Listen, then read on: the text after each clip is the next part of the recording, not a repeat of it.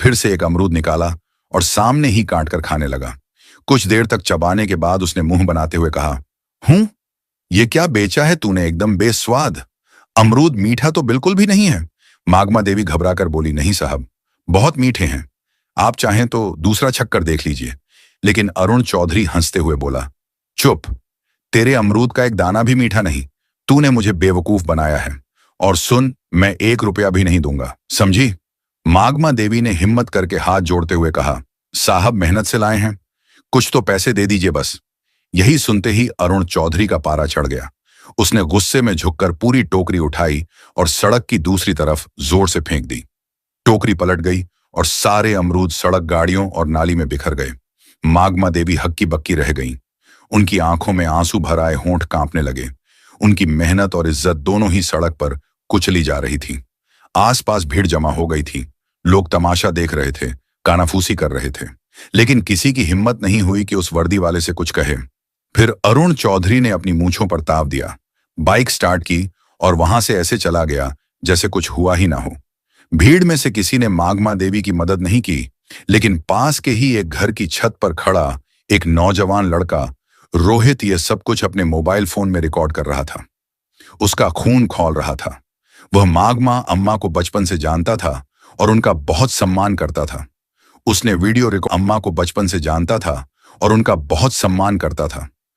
Video record करना बंद किया और सोचने लगा कि इस वीडियो का क्या किया जाए। उसे पता था कि मागमा अम्मा की एक बेटी फौज में है। उसने कहीं से उनका नंबर जुगाड़ किया था। उसने तुरंत वह वीडियो नंदिनी सिंह के व्हाट्सएप पर भेज दिया और नीचे एक छोटा सा मैसेज लिखा, नंदिनी दीदी, देखिए आज बाजार में आपकी मां के साथ क्या हुआ। हजारों किलोमीटर दूर बर्फीली पहाड़ियों के बीच बॉर्डर की एक चौकी पर नंदिनी सिंह अपनी राइफल साफ कर रही थी। तभी उसके फोन पर व्हाट्सएप का मैसेज टोन बजा। उसने फोन उठाकर देखा, एक अनजान नंबर से वीडियो आया था। उसने वीडियो प्ले किया। जैसे जैसे वीडियो आगे बढ़ा, नंदिनी के चेहरे का रंग बदलता गया। उसकी शांत आंखें गुस्से से लाल हो गईं। जब उसने इंस्पेक्टर अरुण चौधरी को अपनी मां की टोकरी उठाकर फेंकते देखा तो उसके हाथ कांपने लगे। उसकी मां, जिसने उसे और उसकी बहन को पालने के लिए अपनी पूरी जिंदगी लगा दी, आज सड़क पर बेबस रो रही थी और लोग तमाशा देख रहे थे। उसके अंदर का फौजी जाग उठा। उसका मन किया कि अभी यहां से जाए और उस इंस्पेक्टर की वर्दी नोच ले। उसने अपने दांत भींच लिए, उसकी सांसें तेज हो गई थीं। उसने तुरंत वह वीडियो अपनी छोटी बहन डीएम सावित्री सिंह को फॉरवर्ड किया। वीडियो भेजते ही उसने सावित्री को फोन लगाया। सावित्री उस वक्त अपने ऑफिस में एक जरूरी मीटिंग में थी। उसने अपनी बड़ी बहन का फोन देखा तो मीटिंग रोककर फोन उठाया और पूछा, हाँ दीदी, सब ठीक है, कुछ भी नहीं है, बोली। नंदिनी की आवाज में गुस्सा और दर्द साफ झलक रहा था। मैंने तुझे एक वीडियो भेजा है, उसे देख, अभी के अभी देख। सावित्री ने फोन होल्ड पर रखा और व्हाट्सएप खोला। वीडियो देखते ही उसके पैरों के नीचे से जमीन खिसक गई। उसकी मां, उसकी प्यारी मां, सड़क पर बिखरे अमरूद के लिए रो रही थी। एक मामूली इंस्पेक्टर ने उसकी मां की इज्जत को सड़क पर रौंद दिया था। सावित्री की आंखों में भी आंसू आ गए, लेकिन उसने खुद को संभाला। वो एक डीएम थी, उसे भावनाओं में बहने का हक नहीं था। सावित्री ने कांपती आवाज में कहा, दीदी, मैं बर्दाश्त नहीं कर सकती ये सब। ये सुनते ही नंदिनी फोन पर गुस्से में बोली, मैं आ रही हूं, छुट्टी लेकर मैं उसको नहीं छोड़ूंगी। सावित्री नरम आवाज में बोली, नहीं दीदी, आपकी जरूरत देश की सरहद पर है। यह मेरा इलाका है, ये लड़ाई मैं लूंगी। मां को इंसाफ मैं दिलाऊंगी, कानून के तरीके से। नंदिनी कुछ देर चुप रही।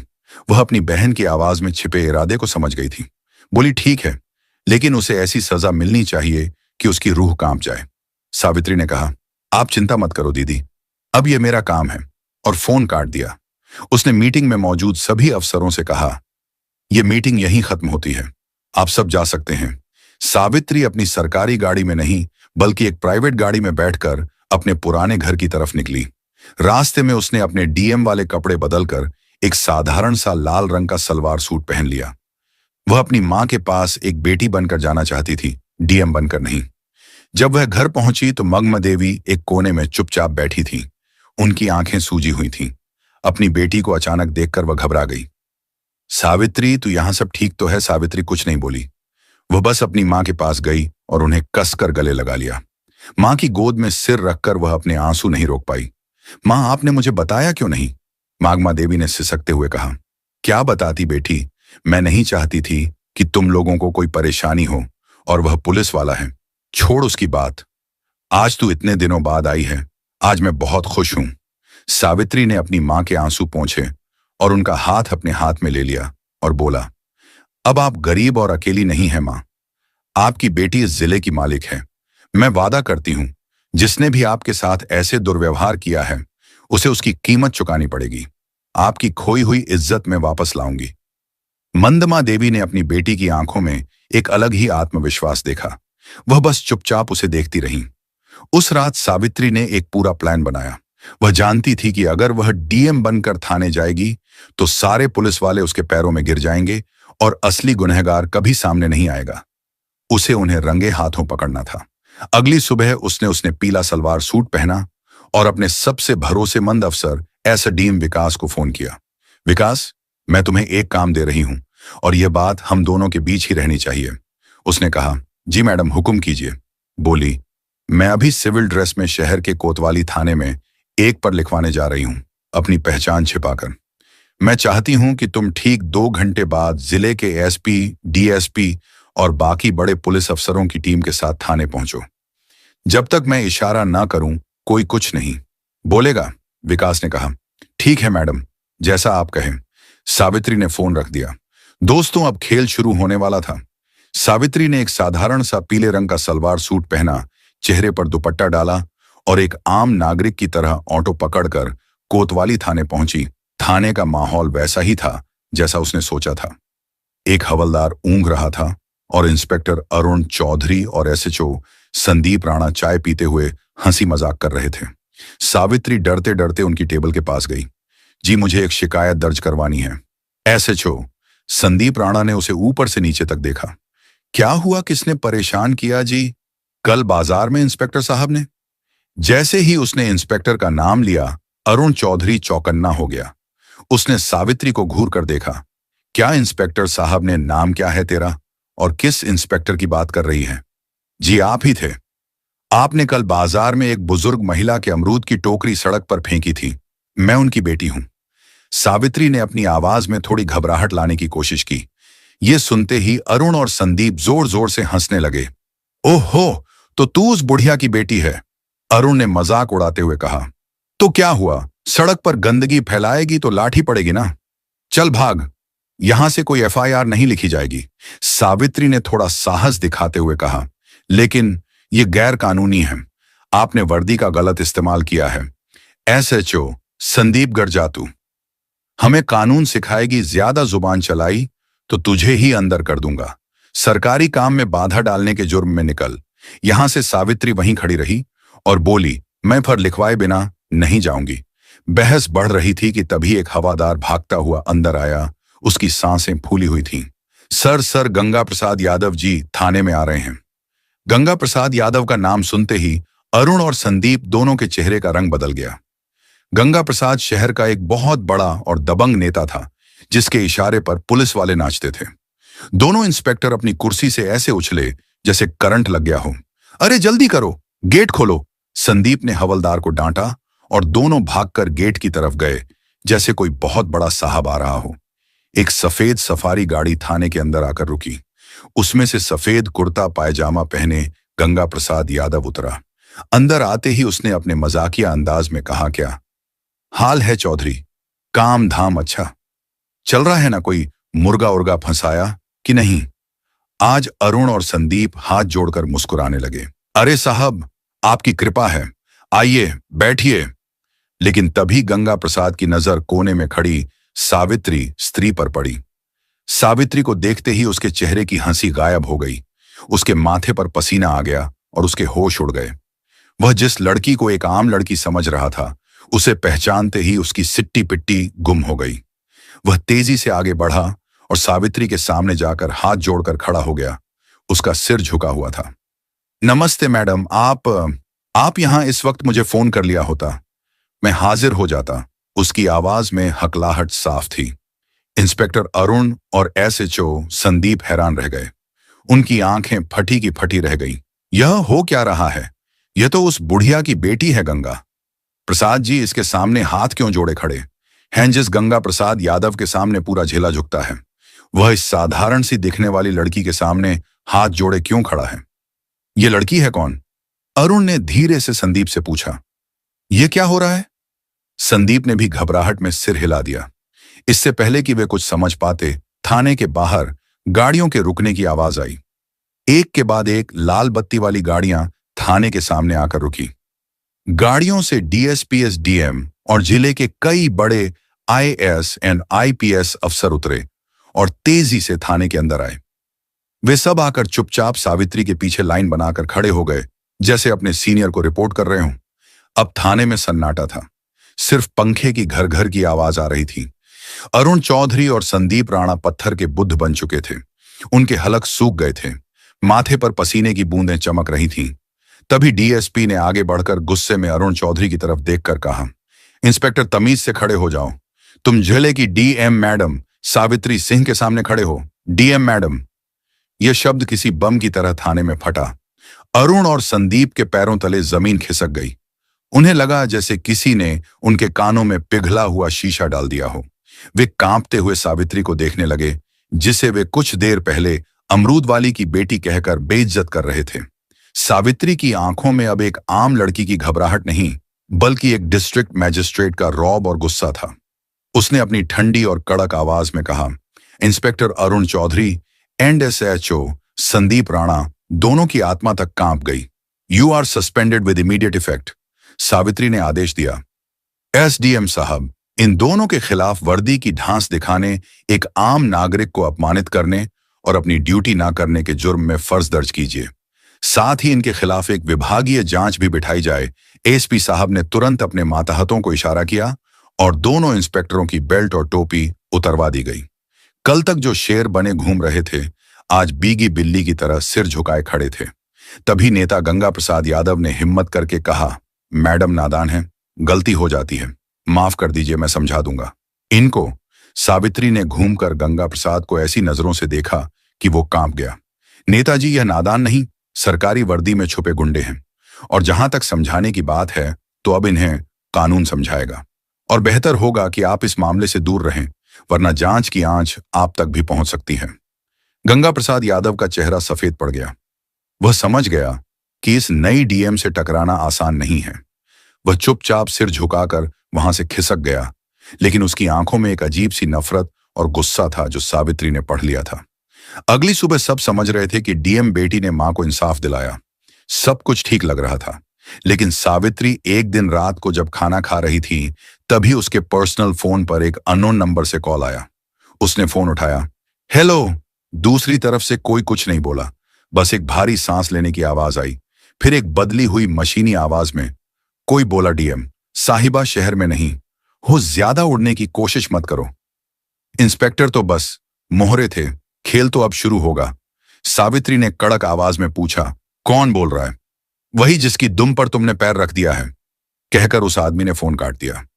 सावित्री के माथे पर चिंता की लकीरें उभर आईं। वह समझ गई थी कि गंगा प्रसाद यादव इतनी आसानी से हार मानने वालों में से नहीं है। यह लड़ाई अभी खत्म नहीं हुई थी, बल्कि अब और भी ज्यादा खतरनाक होने वाली थी। उसे अब सिर्फ अपनी मां की इज्जत ही नहीं, बल्कि उनकी जान की भी फिक्र होने लगी थी। उसने तुरंत ही एसपी को फोन किया और अपनी मां के घर के आसपास सादी वर्दी में 2 पुलिस वालों को तैनात करने को कहा। वह अपनी मां को डराना नहीं चाहती थी, लेकिन कोई भी खतरा मोल लेना भी नहीं चाहती थी। अगले कुछ दिन शांति से गुजरे। सावित्री को लगा शायद उसकी चेतावनी काम कर गई और गंगा प्रसाद यादव पीछे हट गया है, लेकिन वह तूफान से पहले की शांति थी। एक सुबह जब मागमा देवी बाजार में अपने अमरूद की टोकरी लगाकर बैठी ही थी कि अचानक पुलिस की 3 गाड़ियां वहां आकर रुकी। उनमें से एक नया इंस्पेक्टर उतरा, जिसे सावित्री नहीं जानती थी। उसने मागमा देवी की टोकरी की तरफ इशारा करते हुए कहा, हमें सूचना मिली है कि इन अमरूदों की आड़ में नशीले पदार्थों की तस्करी हो रही है, तलाशी लो। इससे पहले कि कोई कुछ समझ पाता, एक सिपाही ने अमरूदों के नीचे से भूरे रंग के नशीले पदार्थ निकाले और चिल्लाया, असर मिल गया। नशीला पदार्थ बाजार में हड़कंप मच गया। लोग कानाफूसी करने लगे। देखो, डीएम की मां नशीले पदार्थ बेचती है। मागमा देवी सन रह गई। वह रोते हुए बोली, नहीं साहब ये मेरा नहीं है, किसी ने मुझे फंसाया है। लेकिन किसी ने उनकी एक न सुनी। पुलिस उन्हें जबरदस्ती जीप में बिठा कर ले गई। यह खबर आग की तरह पूरे शहर में फैल गई। न्यूज चैनलों पर ब्रेकिंग न्यूज चलने लगी। डीएम सावित्री सिंह की मां नशीले पदार्थ के आरोप में गिरफ्तार। यह गंगा प्रसाद यादव का मास्टर स्ट्रोक था। उसने सावित्री पर सीधा हमला नहीं किया, बल्कि उसकी सबसे बड़ी ताकत और सबसे बड़ी कमजोरी उसकी मां पर वार किया था। अब सावित्री एक अजीब दुविधा में फंस गई थी। अगर वह अपनी शक्ति का इस्तेमाल करके मां को छुड़ाती तो उस पर पद का दुरुपयोग करने का आरोप लगता, और अगर वह चुप रहती तो उसकी बेगुनाह मां जेल में सड़ती। सावित्री के ऑफिस में फोन की घंटियां बजने लगीं। मीडिया मंत्री, सीनियर अधिकारी, हर कोई जवाब मांग रहा था।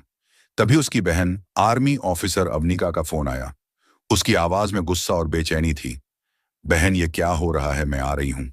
मैं उस गंगा प्रसाद को नहीं छोड़ूंगी। सावित्री ने गहरी सांस ली और अपनी आवाज को स्थिर करते हुए कहा, नहीं दीदी, तुम्हें आने की जरूरत नहीं है। अगर हम भी उनकी तरह गैर कानूनी काम करेंगे तो उनमें और हम में फर्क क्या रह जाएगा? यह लड़ाई अब कानून के दायरे में ही लड़ी जाएगी और जीतेगी भी। सावित्री ने तुरंत एक प्रेस कॉन्फ्रेंस बुलाई। पूरा मीडिया हॉल खचाखच भरा था। कैमरों की फ्लैश लाइट उसकी आंखों में चुभ रही थी। उसने माइक संभाला और कहा, मैं जानती हूं आप सबके मन में क्या सवाल है। मेरी मां पर गंभीर आरोप लगे हैं। कानून सबके लिए बराबर है, चाहे वह एक आम नागरिक हो या डीएम की मां। इसलिए मैं इस केस की जांच से खुद को अलग करती हूं, ताकि जांच पर कोई असर न पड़े। एसपी साहब एक स्पेशल टीम बनाकर इस मामले की निष्पक्ष जांच करेंगे। मुझे भारत के कानून पर पूरा भरोसा है। दूध का दूध और पानी का पानी होकर रहेगा। सावित्री का यह दांव देखकर गंगा प्रसाद यादव भी हैरान रह गया। उसे लगा था कि सावित्री बौखलाकर कोई गलत कदम उठाएगी, लेकिन उसने तो बड़ी समझदारी से खुद को जांच से अलग कर लिया था। लेकिन सावित्री सिर्फ कानून के भरोसे नहीं बैठी थी। उसने रोहित को बुलाया। वही लड़का जिसने पहला वीडियो बनाया था? सावित्री ने कहा, रोहित, मुझे तुम्हारी मदद चाहिए। तुम बाजार में रहते हो, वहां की हर हरकत पर तुम्हारी नजर रहती है। पता लगाओ उस दिन मां की टोकरी के पास कौन कौन आया था। कोई भी अजीब हरकत, कोई भी नया चेहरा, मुझे हर छोटी बड़ी जानकारी चाहिए। रोहित अपनी डीएम दीदी की मदद करने के लिए तुरंत तैयार हो गया। उसने बाजार के दूसरे दुकानदारों और अपने दोस्तों से पूछताछ शुरू कर दी। 2 दिन की कड़ी मेहनत के बाद उसे एक सुराग मिला। पास की एक दुकान के बाहर लगे सीसीटीवी कैमरे की फुटेज में एक आदमी मागमा देवी की टोकरी के पास कुछ रखते हुए दिखा था। उसका चेहरा साफ नहीं था, लेकिन वह वही आदमी था जिसे लोगों ने सस्पेंड हुए इंस्पेक्टर अरुण चौधरी के साथ कई बार देखा था। सबूत मिल चुका था। यह सारा खेल गंगा प्रसाद यादव ने अपने पिट्ठू सस्पेंड हुए इंस्पेक्टरों के जरिए रचा था। अब बारी सावित्री की थी। उसने एसपी के साथ मिलकर एक जाल बिछाया। उन्होंने यह झूठी खबर फैलाई कि सीसीटीवी फुटेज में नशीला पदार्थ रखने वाले का चेहरा साफ साफ आ गया है और पुलिस उसे पकड़ने ही वाली है। यह खबर सुनते ही गंगा प्रसाद यादव के कैंप में खलबली मच गई। उसने तुरंत अरुण चौधरी को फोन किया। वह आदमी पकड़ा नहीं जाना चाहिए। उसको कुछ करो, वरना हम सब पकड़े जाएंगे। गंगा प्रसाद को नहीं पता था कि उसका फोन पहले से ही पुलिस के सर्विलांस पर था। अरुण चौधरी और संदीप राणा उस आदमी को ठिकाने लगाने के लिए जैसे ही शहर के बाहर एक सुनसान जगह पर पहुंचे, सावित्री और एसपी ने अपनी पूरी टीम के साथ उन्हें घेर लिया। रंगे हाथों पकड़े जाने पर दोनों ने गंगा प्रसाद यादव के खिलाफ अपना मुंह खोल दिया। अगली सुबह जब गंगा प्रसाद यादव अपने घर पर बैठकर चाय पी रहा था और अपनी जीत का जश्न मनाने की सोच रहा था, तभी दरवाजे पर जोरदार दस्तक हुई। उसने दरवाजा खोला तो सामने डीएम सावित्री सिंह, एसपी और भारी पुलिस फोर्स को देखकर उसके होश उड़ गए। वह हकलाते हुए बोला, ये क्या हो रहा है मैडम? सावित्री ने अपनी आंखों में इस्पात जैसी कठोरता ली कहा, खेल खत्म हो गया नेताजी। आपके मोहरे पकड़े जा चुके हैं और उन्होंने आपके सारे राज उगल दिए हैं। आपके पास कोई सबूत नहीं है। गंगा प्रसाद चिल्लाया, आप मुझे हाथ नहीं लगा सकती। एएसपी ने आगे बढ़कर उसके हाथ में अरेस्ट वारंट थमाते हुए कहा, सबलियों, here's the proofread version of your sentences. हमारे पास आपकी फोन रिकॉर्डिंग है जिसमें आप एक गवाह के खिलाफ अभिशब्द बोल रहे थे। अब आप हमारे साथ थाने चलेंगे। गंगा प्रसाद यादव का राजनीतिक साम्राज्य एक ही पल में ढह गया। उसे हथकद्दियां पहनाकर